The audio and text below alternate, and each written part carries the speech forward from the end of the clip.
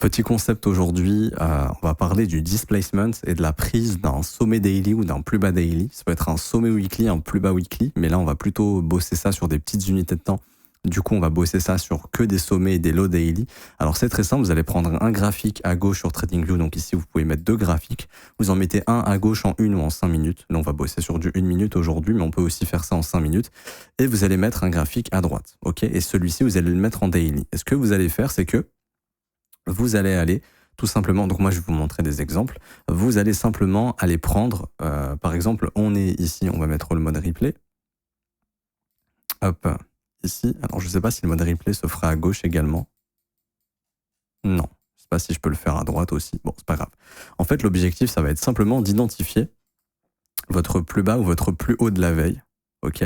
Donc moi ici je vais venir sur la journée de vendredi, ici, hein, parce qu'on voit que le marché est venu prendre les deux extrémités. Et vous, en tant que trader, vous allez tout simplement identifier le displacement. C'est quoi le displacement? J'en ai déjà parlé. Le displacement, c'est un mouvement très fort qui intervient souvent après une prise de liquidité. Donc, par exemple, ici, vous avez une buy side liquidity. Donc, nous, dans notre cas, ce sera notre previous daily high. Si votre marché vient comme ça, il exécute les stops. Donc, souvent, il y a un mouvement qui peut être assez fort comme ça, qui vient exécuter beaucoup de volume.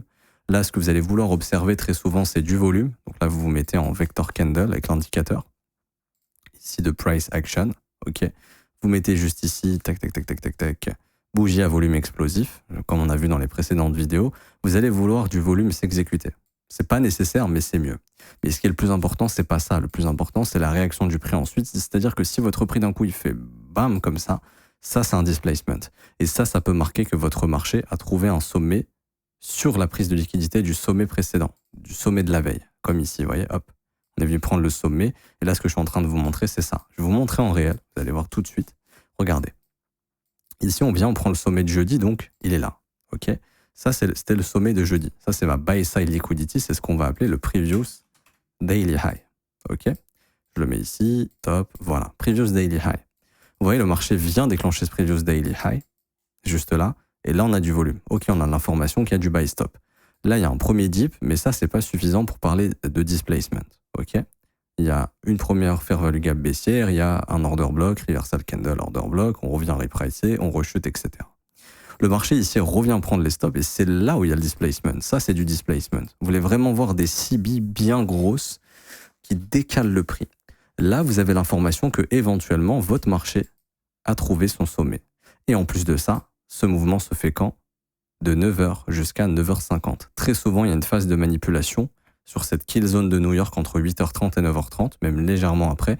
Il y a souvent le mouvement, le faux mouvement, qui induit en erreur les traders, où les traders se disent c'est bullish et ensuite non, pas. Mais ensuite, la session, elle est plutôt baissière. Et le marché, en fait, part à la baisse. Et donc ici, vous voyez, il y a la prise de liquidité. Donc déjà, vous regardez votre flux aussi, c'est super important. Si votre state delivery daily est baissier, vous aurez un taux de réussite super important. De noter ça, vraiment concentrez-vous. Quand votre state delivery est baissier, donc comment identifier le state delivery, j'en ai fait une vidéo, regardez-la si c'est pas déjà fait. Mais là, on voit que le state delivery est baissier. J'ai regardé ici, reversal candle, fair value gap, donc ça c'est ici un order block. Mon dernier order block, c'est un order block bearish, donc déjà ici, je sais que mon state delivery il est bearish. Mon marché forme des fair value gap baissiers qui revient retravailler. Là, ça a été retravaillé. En fait, sur les sommets daily, dans un state delivery baissier, vous allez souvent avoir des reversals du prix. Vous voyez? Donc là, je vous montre. Le state delivery est baissier. On a un sommet daily qui est chassé. On prend les stops, bam, on repart à la baisse. Ici, on repart à la baisse, on repart à la baisse. Ici, vous avez un sommet, deux sommets daily. On prend ces deux sommets daily, bam, on repart à la baisse. On est venu prendre ce sommet daily, on repart à la baisse. C'est très souvent comme ça que ça se passe dans un state delivery baissier. Il y a souvent une petite journée de manipulation qui vient récupérer les stops de la veille et ensuite on repart à la baisse. Et l'objectif, c'est d'essayer de trader ces mouvements. Donc, ce que vous allez vouloir identifier, c'est soit ce qu'on a vu précédemment dans les cours, le setup breaker. Donc, en fait, c'est le modèle 17 de 2022 que je vous ai un petit peu customisé en vous concentrant sur les breakers. Je trouve que c'est plus puissant que les simples market structure shift. Mais si vous voulez juste identifier des market structure shift, ça marche. Donc, moi, ici, ce que j'identifie, c'est bel et bien un breaker. Il y a bien un mouvement d'impulsion ici qui va créer du fair value gap reversal candle, donc on a bien un order block ici, et le prix vient bien casser ce creux. Donc là, il y a bel et bien un breaker bearish qui va se former. Ok. Donc moi, je vais le considérer comme la dernière impulsion baissière et la dernière bougie haussière, donc ça va être toute cette zone. Donc là, vous savez que Vous avez la prise du previous daily high. Vous avez un dernier push qui vient chercher encore les stops juste ici. L'open US à 9h30 vient récupérer les stop loss et ensuite, bam, là il y a le displacement. Donc là, vous savez que votre biais il est baissier, qu'il y a probablement le top de la journée qui a été trouvé. Et là, votre objectif en tant que trader, vous, ça va être de trouver un point d'entrée. Et là, par exemple, moi, je vous le dis honnêtement, mon point d'entrée, j'aurais préféré que ce soit ce fair value gap ici. Maintenant, il est tout à fait possible de se positionner dans ce fair value gap. Pourquoi ? Juste parce que pour moi, celui-ci il était vectoriel, mais vous, ce que vous pouvez faire, c'est juste identifier, et je vous recommande plutôt de faire ça, si vous avez un breaker, ça va être d'identifier le fair value gap qui est à l'initiative du breaker. Et pour moi, c'est lui. Okay, donc très souvent, le marché vient... Et encore une fois, ne me croyez pas sur parole, allez vérifier tout ça. Moi, je vous le dis d'expérience, mais vous, ne me faites pas confiance, allez revoir ça. Très souvent, le marché va venir chercher le fair value gap qui valide le breaker. Et là, le fair value gap qui valide ce breaker, c'est bien lui. Donc ça, c'est votre point d'entrée. Ok. Et donc, tout naturellement, derrière ça, ça peut être votre point d'entrée en short. Et donc ça, au final, on a l'information que c'est quoi? C'est un CB, oui, mais qui est quoi? Breakaway gap. Donc en théorie, c'est pas si mal de le laisser ouvert celui-là. Ok. Donc votre invalidation peut se faire de cette manière. Je vais rentrer dans le fair value gap, par exemple. Hein. Tac. Alors soit je vais invalider ici, mais moi je suis pas fan parce qu'il y a encore comment dirais-je, il y a encore du fair value gap, donc on sait jamais, le marché peut revenir reprice et tout ça. Sachant qu'en plus de ça, moi je considère ça comme tout mon breaker. Donc je vais pas mettre mon SL dans un breaker, ça n'a pas de sens. Hein. C'est ici que le marché peut reverse. Donc là, tout simplement, je mets mon SL ici, au niveau du dernier sommet. On spécule sur le fait que ce soit notre top, que le marché va pas revenir bust ce high, parce que là, il y a ce breaker qui est censé nous défendre. Ok. Et ensuite, pour les TP, c'est au minimum comme d'hab du 2 pour 1. Et là, regardez ce que laisse mon marché ici. Une belle sell side liquidity. Donc là, ce que je vais faire, tout simplement, c'est que je vais aller chercher le TP sur cette sell side. Et donc là, on voit que ici, j'ai ma prise de liquidité. Mon state delivery est baissé. C'est pour ça que je vous dis que ça marchera beaucoup mieux quand vous tradez dans le sens du state delivery. Vous localisez votre previous daily high. Vous attendez la manipulation. Donc, c'est-à-dire ici, en fait, c'est simplement une consolidation, manipulation, expansion. C'est exactement la même chose. Il y a la phase de manipulation qui vient récupérer les stops. Vous attendez un beau displacement. OK. Ou par exemple un breaker. Donc là, on est plutôt sur le modèle 2022, celui que je vous ai enseigné également juste avant. C'est possible. Donc là, on a les deux. Alors, on a le gros displacement. Donc là, tu sais que c'est bon, le marché est en train de switcher, hein, sachant qu'il est baissier, il vient prendre le previous daily high. C'est bon, le job il a été fait, le marché va se diriger où? Très probablement, il va aller se diriger vers le plus bas. Alors là, je ne sais pas si le plus bas avait été pris avant, je ne crois pas. Oui, on est venu le chercher plus tard, ici. Donc le marché, en fait, il est venu chercher le plus haut, et ensuite, bam, il est venu chercher le plus bas. Vous pouvez même aller TP éventuellement le previous daily low. C'est-à-dire que là, vous mettez un premier TP conséquent, genre 70% de la position, parce que c'est bon, votre trade, il est fait. Mais vous pouvez garder un petit quelque chose, continuer d'accompagner le prix sur des prises de sell stop. Donc là, il y avait une très belle sell side à venir déclencher. On peut reprendre un TP, mais nous, ce qui va nous intéresser, ça va être également, pourquoi pas, le plus bas de la veille. Parce que si le plus haut de la veille a été déclenché, la contrepartie du mouvement, ça va être également le plus bas de la veille. Le fameux candle range theory. Ça, c'est ma bougie de range, on est venu prendre le plus haut, on va nettoyer le plus bas. Et là également, vous voyez que le prix, et encore une fois, c'est magique, hein, mais comme par hasard, on vient nettoyer ici, vous voyez, après, il y a un rebond un peu plus conséquent. OK. Et donc là, il était possible de faire ce genre de trade. Mais moi, je vous le dis, honnêtement, déjà à 2 pour 1 sur cette sell side, faut pas être trop gourmand, il faut avoir clôturé au moins 2/3 de la position, et après ça, c'est du bonus, et là, on clôture toute la position éventuellement. Et ça, c'est un modèle qui est très puissant, surtout dans le sens du state delivery, c'est super, super, super important. Plus vous tradez dans le sens du state delivery, mieux ce sera. Ça n'empêche pas également ici d'avoir le modèle que je vous ai enseigné. Hein, la prise du previous daily low, vous avez ici le market structure shift. Bon, là, il était possible de rentrer long comme ceci sur la prise du dernier, du MSS ici, hein, que le marché a formé. Donc, je sais pas, moi, par exemple, acheter, s'il y a un fair value gap qui traîne ou un retour au TE, c'est aussi possible de le faire.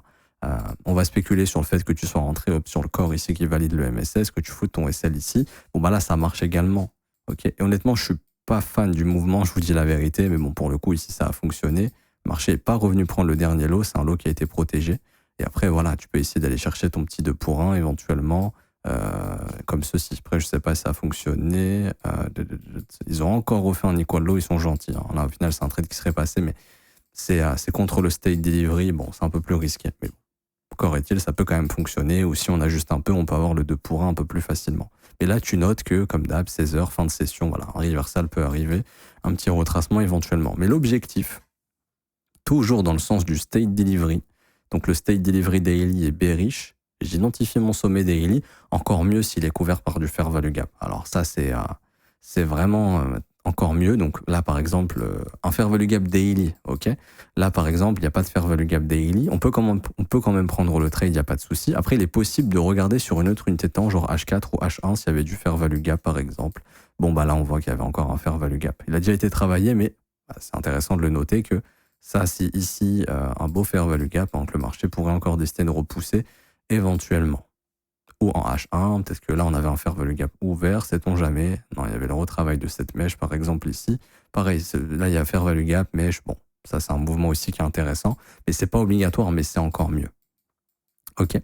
Donc, voilà comment vous pouvez trader ce petit setup. Ça marche à l'achat comme à la vente, bien évidemment. Donc, par exemple, je sais pas moi, dans un mouvement, dans un state delivery haussier, vous identifiez juste une prise de sell side liquidity. Ok. Par exemple, là encore, je le vois. Ici. Là, il y avait très probablement moyen de capturer un bon 2 pour 1 assez facilement. Mais par exemple, voilà, dans un flux haussier, vous identifiez votre previous daily low. S'il y a du displacement sur cette prise de previous daily low, vous allez pouvoir justement vous amuser. Alors, le Bitcoin était assez relou à trader sur cette phase parce qu'il n'y avait aucune prise de SL, c'était que du ligne droite, ligne droite, ligne droite. C'est pour ça que je le redis, ça, je pense qu'on va se faire un malin plaisir d'y revenir à un moment donné parce que le marché n'a rien nettoyé ici et je pense que c'est une montagne de liquidation. Mais encore est-il que c'est un step qui est très puissant quand il est bien appliqué. Ok. Voilà, tout simplement. Et il faut surtout, le plus important, le displacement. C'est vraiment un mouvement bien dégueulasse comme ça, bien fort, qui vous montre que, ok, là il y a un reversal qui se forme. Parce qu'encore une fois, le fair value gap, pourquoi on identifie tout le temps des fair value gap? Parce que le fair value gap laisse une trace. Le fair value gap, c'est un signal de force. C'est un signal vendeur quand il est baissier, un signal acheteur quand il est haussier.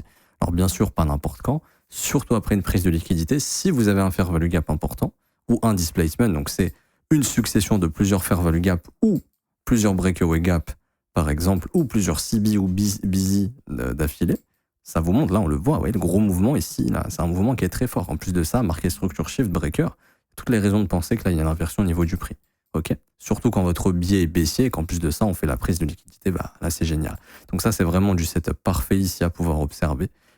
Tout simplement. Par exemple, aujourd'hui, ce qui serait possible de faire, alors c'est pas forcément recommandé, parce que c'est pas dans le sens du state delivery, mais si jamais vous avez une prise de SL ici avec un petit comment dire, parce qu'aujourd'hui c'est News Echo, vous avez vu la vidéo précédente, parce que ici s'il y a un petit displacement après cette prise de SL, après le CPI, et là ça peut se trader parce qu'exclusivement il y a le CPI. Mais comme je le dis, vous pouvez aussi trader, pas forcément dans le sens du state delivery, mais je vous le dis, ce sera un petit peu plus risqué, les résultats seront moins bons.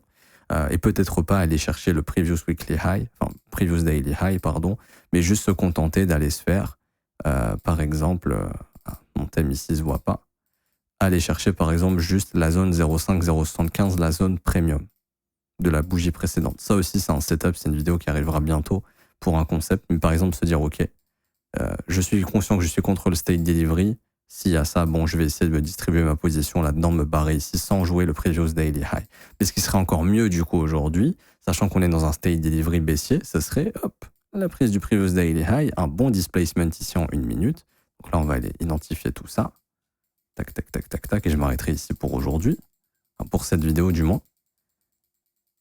On va, hop. Vous voyez, je l'ai déjà identifié ici, là. Il est là, le previous, ça je supprime. Le previous daily high, il est là. C'est-à-dire que vu que le state delivery est baissier, si aujourd'hui vous avez bam comme ça, encore mieux avec un breaker éventuellement, hein, hop, là il y a un beau breaker comme ça qui se forme.